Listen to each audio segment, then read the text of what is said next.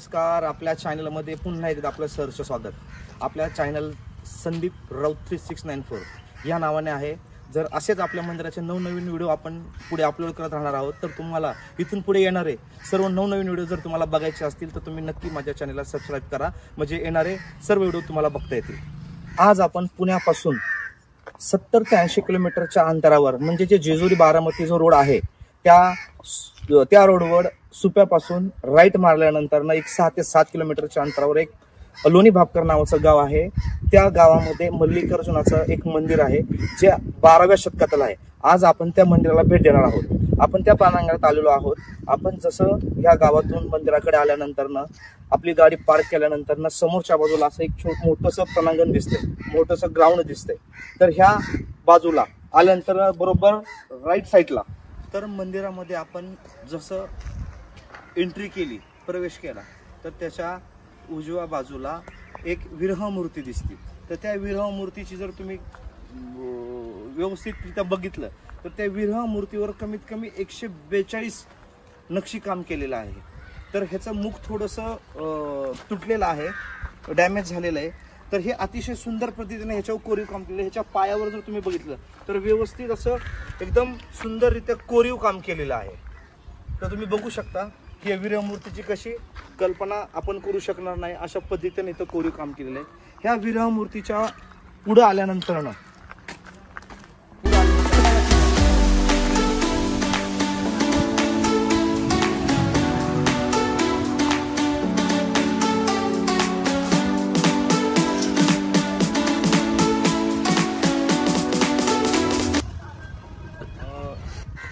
विरगळ बघितल्यानंतर ना त्या ग्राउंडच्या पटांगणाच्या समोर बरोबर एक लिंबाचं झाड आहे. त्या लिंबाच्या झाडासमोर हे आपलं मल्लिकार्जुनाचं मंदिर दिसतं. तुम्ही हे मंदिर बघू शकता. निम्म्यापर्यंत बांधकाम ह्या मंदिराचं जे आहे हे पाषाणातील दगडातील कोरीव मध्ये केलेलं आहे आणि दुसरा पार्ट जो आहे त्याच्यावरचा हा विट बांधकामामध्ये केलेला आहे. हे अतिशय सुंदर असं मंदिर या ठिकाणी कोरीव बांधकामात बांधलेले आहे. ह्या मंदिराला जाण्यासाठी दोन, एक पूर्वेकडचा आणि एक दक्षिणेकडचा दरवाजा आहे. तुम्ही हा पूर्वेकडचा दरवाजा बघताय, हा बंद आहे आणि आपण आता दक्षिणेकडच्या दरवाजाकडे आतमध्ये जाऊया. तर आपण पूर्वेकडच्या दरवाजाकडनं नंतरनं दक्षिणेच्या दरवाजाकडे आलो. समोर एक आपलं मोठं नंदी आहे. नेहमीप्रमाणे जसं महादेवाच्या मंदिरामध्ये समोर नंदी देवता असतो, तर ह्या ठिकाणी आल्यानंतर आज आमचं बॅड लक आहे की आम्ही आतमध्ये जाऊ शकत नाहीये. तर ह्या ठिकाणी आज कुलूप आहे. तुम्ही आतमधलं जर बांधकाम बघितलं तर अतिशय सुंदर पद्धतीनं कोरीव पाहण्यासारखं काम आहे. तर आपल्याला बघायला भेटणार नाही ते, कारण आतमध्ये दाखवूया. तुम्ही पाहू शकता आतमध्ये अतिशय सुंदररित्या असे 4 खांबावर हे मंदिर उभं राहिलेलं आहे आणि त्याच्या प्रत्येक खांबावरचे कोरीव नक्षीकाम जर बघितलं तर अतिशय उत्कृष्ट पद्धतीने या ठिकाणी कोरीव काम केले. अजून एक धक्कादायक बाब आपल्याला माहिती पडली. त्या पुष्करणी तलावामध्ये किंवा बारामध्ये ज्या पद्धतीनं सभा मंडप आहे, तर ह्या नंदीला सुद्धा सभा मंडप होतं. तर त्याचे हे काही अवशेष आहे. तर काही मुस्लिमांनी आक्रमण करून हे सभा मंडप तोडण्यात आलेले आहे, तसं इथल्या माहितीकार शास्त्रज्ञांनी किंवा इतिहासकारांनी आपल्याला सांगण्यात आलेलं आहे. आता थोड्या वेळात मंदिर चालू होणार आहे.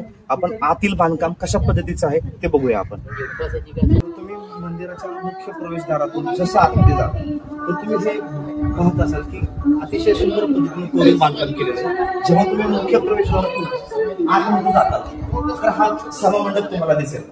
हा सभामंडप 4 खांबांवर उभा आहे.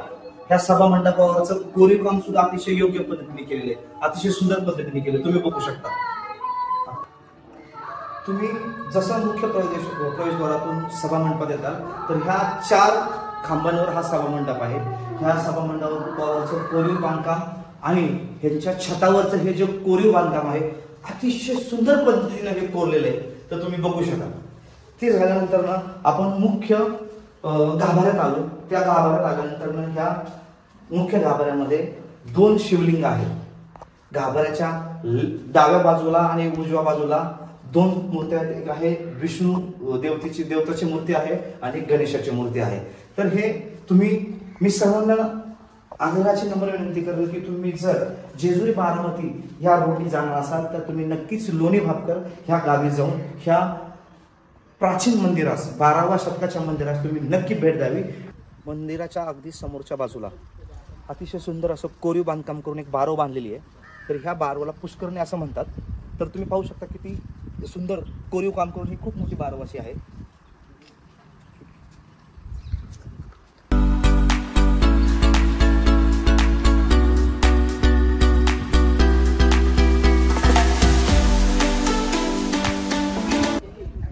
अतिशय सुंदर अशा पद्धतीनं कोरीव बांधकाम केलेलं आहे. तुम्ही पाहू शकता बारवाच्या मध्ये बरोबर कोरीव बांधकाम करून त्या ठिकाणी म्हणजे इथल्या सांगितलेल्या माहितीप्रमाणे हिला पुष्करणी बारव असं म्हणतात. तर आपण अशा पद्धतीनं कोरीव बांधकाम केलेलं आहे. तुम्ही पाहू शकता बारवाच्या मध्ये बरोबर कोरीव बांधकाम करून त्या ठिकाणी म्हणजे इथल्या सांगितलेल्या माहितीप्रमाणे हिला पुष्करणी बारव असं म्हणतात. आता आम्ही इथल्या काही स्थानिक माणसांशी विचारणा केली असता तर ह्या पुष्करणी बारवामध्ये आम्ही आलो आहोत. तर त्यांनी एक ऐतिहासिक अशी गोष्ट आम्हाला सांगितली. तुम्ही जर बघू शकला हे जे बांधकाम आहे ह्या बांधकामावर ही जी दगडं आहेत त्या दगडांची जी रचना केली त्या दगडांवर असे नंबर टाकलेले आहेत. इथे पुढे हे नंबर बघू शकता. तर हे प्रत्येक दगडावर नंबर टाकलेला आहे. तर त्या वेळची जी संकल्पना होती ती आपल्याला आता समजू लागलेली आहे. तर तुम्ही विचार करू शकता की हे पुरातन 12व्या शतकामधलं जे बांधकाम झालेलं आहे हे अतिशय नियोजनबद्ध झालेलं आहे. त्याचा हा आपला पुरावा आहे. तर अजून ह्या ठिकाणी जर पुढच्या बाजूला आला तर हा लोहयुक्त दगड आहे. म्हणजे अजूनपर्यंत कोणाला समजलं नाही की ह्या दगडाला गंज चढलेला आहे. म्हणजे आपण बघतो की गंज हा नेहमी लोखंडाला चढतो, पण हा जो दगड आहे हा लोहयुक्त दगड आहे. त्या ठिकाणी मी तुम्हाला दाखवतो की तो गंज कशा पद्धतीने चढलाय. पुढे या. तुम्ही बघू शकता प्रत्येक दगडावर हा नंबरिंग केलेला आहे.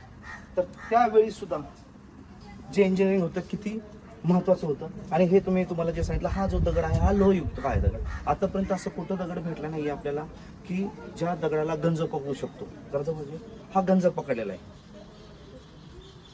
हे ह्या पुष्करणी बारवाचं वैशिष्ट्य आहे जे इथल्या काही स्थानिकांनी आम्हाला सांगितलंय.